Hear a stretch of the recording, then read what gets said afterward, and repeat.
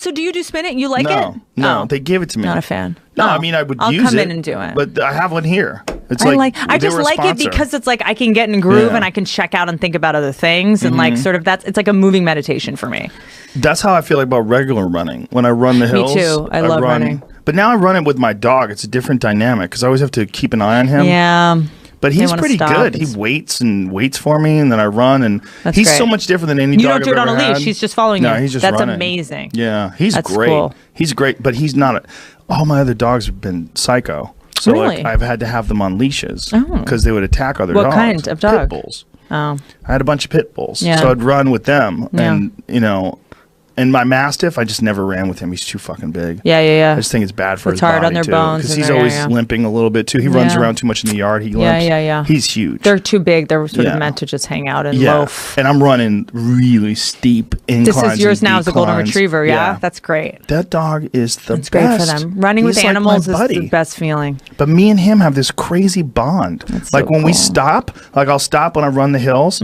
I'll pause because it's like I'm running this big sprint up to the top of the hill, and then he'll sit and wait with me, and then he just like, I love you, and he'll like jump up and kiss me, and I'm like, I love you too, buddy. Like, calm down. But it's like he's so excited that I do this with him. He loves it. He's so grateful. We have this crazy bond thing going on. Yeah, that makes me so happy. It's really intense. Like I've always like. He's a sweet dog. I bonded with him from the moment we got him. Yeah. But we have this extra bond now that we run 3 or 4 times a week. Oh, yeah, totally. Well, you're a pack. Yeah. You're a pack together then if you're running together. The other day, he found some shit. I don't know if it was his shit, because he usually shits in this area. And he just laid down on it and started rubbing on it. I one time took my fucking dog to hike.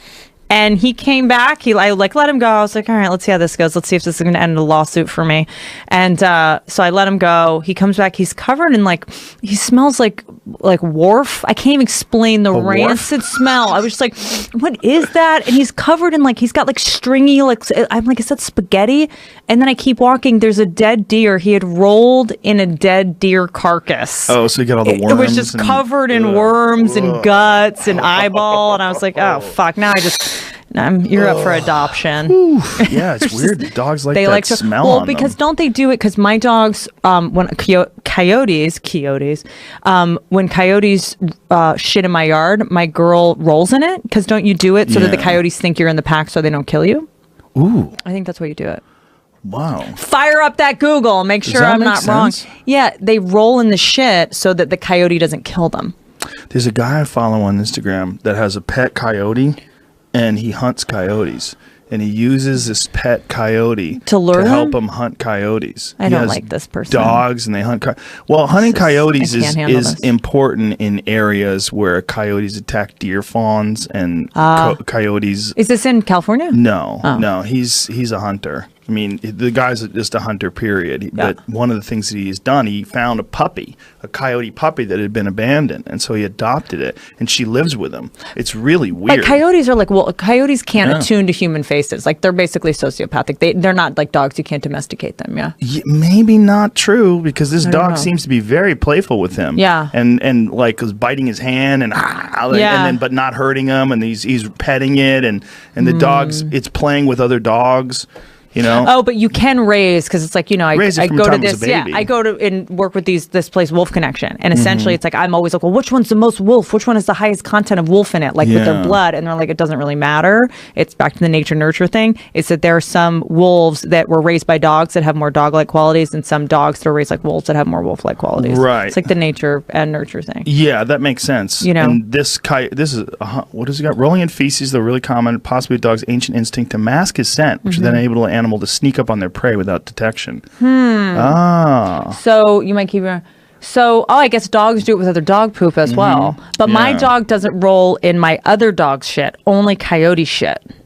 Why doesn't... You know what I mean? So anything that it perceives... Your dogs are fucking tanks. Huge. They're probably not worried about a fucking coyote. But coyotes hunt in fucking packs, and they lure one, and they surround them, and... Did I ever tell you a story about the guy who worked at the pet food store? There's a guy who worked at the pet food store, also worked at a veterinarian's place, and they got this dog in. It was one of those giant pit bulls, one of those 120-pound muscular tank pit bulls. Yeah. And it was covered with cuts all over its body. Required hundreds and hundreds of stitches. And so he asked the owner, what happened? He goes, I don't don't know. He goes, I came home and he had gotten out of the yard. He was covered in blood. It was all fucked up. He goes, I don't know what happened. And so they stitch the dog up, and then they literally follow a blood trail up into the hills where he finds 9 dead coyotes. Jesus. This pit bull, they lured him in, and then the coyotes ambushed him, and he killed them all. He goes, it was That's like my homie right there. Exactly. He homie. goes, it was like Vietnam, dude. It was like just necks ripped open, Great. guts torn apart, arms snapped off. He goes, this pit bull just killed. The pit bull had a head like a fucking fire hydrant. And their muscles are in their head. Yeah, it was a monster dog. You know, I had my ear bitten off by one. Yeah, like you told me. it happened so fucking fast. I didn't feel anything. That's and how you said it didn't mean to do it. I felt no pain. Didn't mean to. It was like it. So it does. I don't have to defend it. We talked about it on the podcast, right? So it's like, but I think so fucking fast. I didn't even feel it. I felt no pain. That's how fucking precise it was. That's what they say about shark bites. That you don't feel the shark bite until you realize your leg's missing. Actually, that girl Bethany something, she said it was like an orgasm. It was like bliss because so much dopamine rushes to the area so that you keep fighting. Like it actually felt good. I don't think I'm comfortable about a 13-year-old talking about orgasms. Oh God, we're going to jail, Are Joe. you sure? We're going to jail. You well, sure she just said it was. She said it was like an. Maybe I'm. Maybe you're. Maybe I'm putting that in there because I want to fuck a shark. Whoa. Sorry, don't sue me, please. I do feel myself walking on eggshells around anything sexual all the time now. You can't. A woman. I would say this right now. You can say whatever the fuck you want. We're fucking next. You know, women are next, and they should be. No, they shouldn't be. If women are predators and using their power to coerce people, they should. Have you seen my Harvey Weinstein bit? You haven't seen it. No. Okay. I'll see it Wednesday. I'll tell you. Yeah, Wednesday. Yeah, for sure. But I don't. That's nonsense. Any guy. Well, I know guys that have been victimized by women at work. There was a guy, TJ. Remember the Amazing Atheist was telling the story about the woman that he worked with was always grabbing his ass and making him uncomfortable, and she was like his boss. And he was, real socially awkward and in this fucked up situation. But that's super rare. And I think that this is a balancing thing. And this you know what I thought was the most hilarious thing about the Women's March? What? That people were angry that these white women were wearing pink pussy hats because not all women have vaginas. Pussies. Because not all women have vaginas because there's trans women. Oh, I thought you were saying not all women's pussies are pink. That too, because women of color. It's both. They're offensive to women of color and trans women. I haven't even heard this. How many trans women were marching in the Women's March? I saw a bunch. Yeah. Okay. I mean, I didn't know they were trans based on their appearance. Calm down, internet. I know them personally, so I knew that they were trans. I would have been able to tell. Yeah, I would have sniffed them out for you. But this fucking what does that thread. Mean? Do dicks I'm a joker. I'm a comedian. There was a thread on my Twitter that I wasn't even involved with, where these trans people and these lesbians were going at it back and forth. Oh, Jesus. And it was fascinating because lesbians are one of the few groups that don't feel intimidated to talk shit to trans people. They're like they're like inoculated against the And they were saying that these trans people are homophobic and these trans women that are it was fucking crazy. It was for days. For 7 or 8 days they were going at it back and forth. But essentially the trans women, this is what the lesbians were saying, that the violence, the intersexual no, that's not the way intersectional. No, the violence between women on women violence in relationships, domestic violence. The statistics were skewed because a lot of it is trans women that were attacking women that they were in relationships with, because these women that are trans women, they have the same behavior that men have, which is this inclination towards domestic violence. And so they were saying that, and she was citing statistics about how many of these women that were the victimizers were not, they would not specify their gender at birth. They were talking about their current gender, and which is like a weird thing now. You don't have to, like, you could get arrested if you're a trans woman for beating up a woman, and they will say, okay, you're a woman. And they'll say, yes, I am a woman. But okay, but were you born a woman? It's none of your fucking business. Like, oh, okay. And then, so there was this, it was really deep. That's fascinating. because one of these lesbians that started this with these trans women was very educated about these statistics and was attacking these trans women. And she was saying essentially, like, don't go around and say, because you've been a woman for a fucking year and a half, that you understand the struggle. Fuck off. Right. And because you just had male privilege 2 years ago or whatever, and you've had it your whole life. What was that video that that comedian? You sent it to me. I ran into him yesterday. Kyle Dunnigan. Yeah. I ran into him. Find his Twitter page. And there's a thing that he did with Kate. It was Bruce Jenner. Caitlyn Jenner. You're gonna get us killed. Fuck that. Can't change your name. I love coming in here. There's no PC shit allowed in here at all. Fuck off. But this is it. Hold on. Yeah, play it from the beginning and give me some volume. So hold on. Before you play it, this is what I wake up to. This is so Kyle Dunning, how do you say his name? Dunnigan. Kyle Dunnigan did a face swap with Kim Kardashian and Caitlyn Jenner, and so take it from the beginning. It's Hey, how about this women's movement, huh? It's our turn now. Yeah, baby. God, you lived as a man most of your life. You're not a victim. Are you serious? Bruce used to make me touch his penis till he climaxed. Yeah. Time's up. Me too. Wait, I'm confused. That was you, though. Oh, nice, Kim. Blame the victim. That's nice. What's your next question? What was I wearing? Jeez. What are you wearing? It's super cute. How you like this? Donna Karen, $800. Worth that. That's funny. Hey, fuck yeah, it was worth it. That's it. But it's fucking Where did you find? funny. Oh, his Twitter page. No, his Instagram. Somebody sent it to me. I think that's his Twitter, but somebody sent it to me on his Instagram page. He does tons of this. I don't know him, but he does a bunch of these, and they're fucking hilarious. Yeah. He wrote on Amy Schumer show. He's really funny. He's really funny. Hey, do you remember back in the day he did that cow commercial back in the day? Was it Chick-fil-A or something where he was like dancing with a cow? Do you know what I'm talking about? No, we don't have to play that. Yeah, I'm not playing a fucking Chick-fil-A commercial. But I just mean like it was something funny. He's funny. I tried to go to Chick-fil-A yesterday. Why? Because I was hungry. Do you eat fast food? Occasionally. On Sundays. Chick-fil-A is fucking delicious. I went to Five Guys instead, but I couldn't go on Sunday. Terrible for you? Five Guys? Why can't you go on Sunday? Because they are open. Because of the baby Jesus. Chick-fil-A does not open on Sunday. Chick-fil-A is fucking super religious. Yeah. I'm going to go have an abortion in the Chick-fil-A bathroom. Don't do that. Do you think that would upset anybody? Aren't we? Yeah, I feel like I heard we're not supposed to eat at Chick-fil-A because of that. You can't eat anywhere. You heard.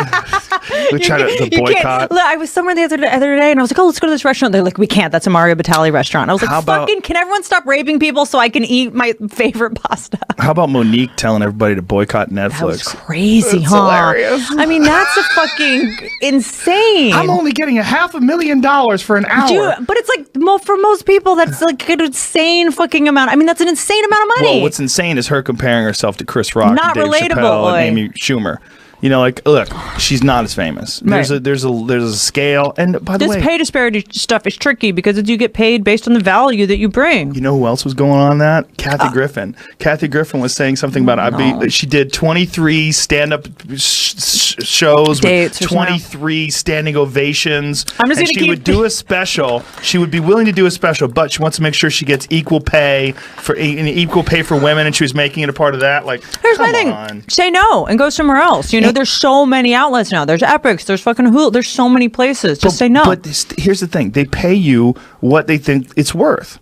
Yeah, based on how popular you are, based on how popular your stand-up is, and based on what they think they can get out of it. The tickets that you can sell. Yeah, I mean, that's why Dave Chappelle gets the most. That's why Amy Schumer got a lot. Yeah. She was selling out fucking gigantic arenas. She was selling out arenas. Yeah, Monique's not doing that. So for her to compare herself to those two people is fucking crazy. I agree. And she's basing it on her tickets, like their box office for movies that she was in. Like, whoa. And it's also, you're not just getting paid that amount. You're getting paid when the special airs. The tickets are going to sell because that special is streaming. Well, people are so crazy when they start boycott. We need to boycott. Like anyone's going to fuck up. Netflix could. The head of Netflix could openly lynch someone and not one person would stop watching Netflix. Well, don't you think, though, they were in trouble, though? They were in trouble, though, with the Kevin Spacey thing. They had to do something about that. And they did. And they did. And they did. I mean, they lost a lot of money on it. Yeah, they lost $39 million. Yeah. Between that and the Gore Vidal. Yeah, there was an article the Gore about it Vidal, the yesterday. Kevin Spacey thing. They you know where they whole shot thing that was movie? done. Yeah. Ravel, yeah. Yeah, Ravel. I saw them when we were there. Yeah, well, that was where Gore Vidal used to go to bang dudes. But I feel like that's right. But I feel like that it had to get this bad for people to be like, oh, you know what? We're not going to hire these people because it has to be like a bottom line issue. To be like, I'm not going to hire a rapist because it's too expensive. Have you ever seen the Gore Vidal William F. Buckley documentary? No. Where it details was that his lover? No, the opposite. They hated each other. Oh. William F. Buckley was a lot a of lovers conservative. hate each other. He was a British conservative guy who was very popular during the day. Yeah. And this is from the 1960s on television. And they were debating back and forth, Gore Vidal and William F. Buckley. Yep.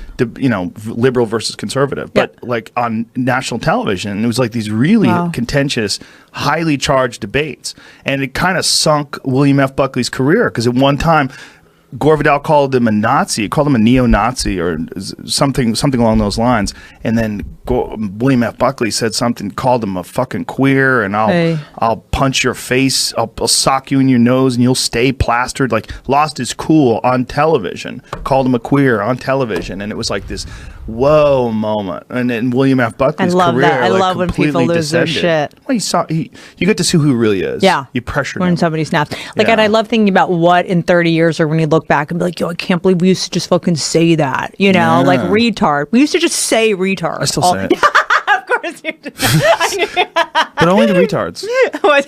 But not people with a disease, just a human who does.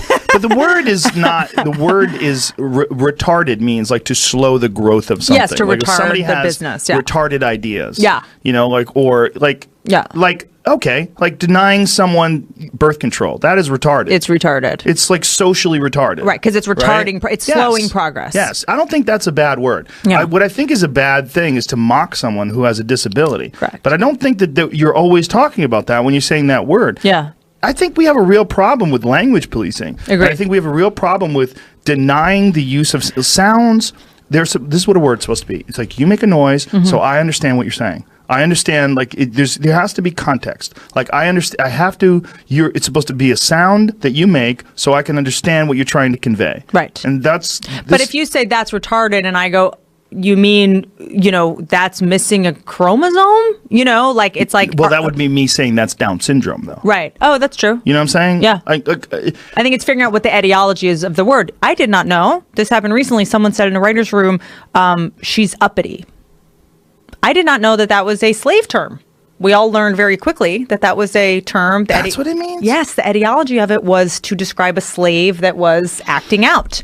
And we learned I always thought uppity was someone who is like a highfalutin, like some rich person. I thought it was just someone who was recalcitrant and would not participate or who was resisting. But it actually has origins in, and same with like paddy wagon.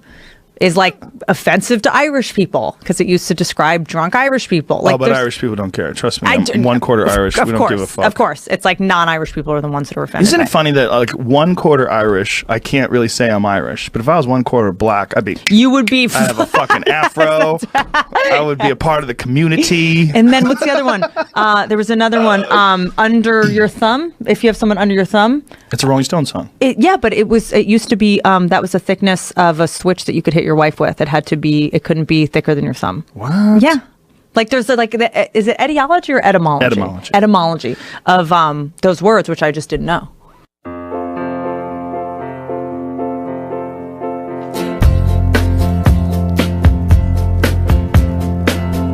It's funny, you're in my thoughts. No, back up. You're not in my thoughts at all. You're a hiccup.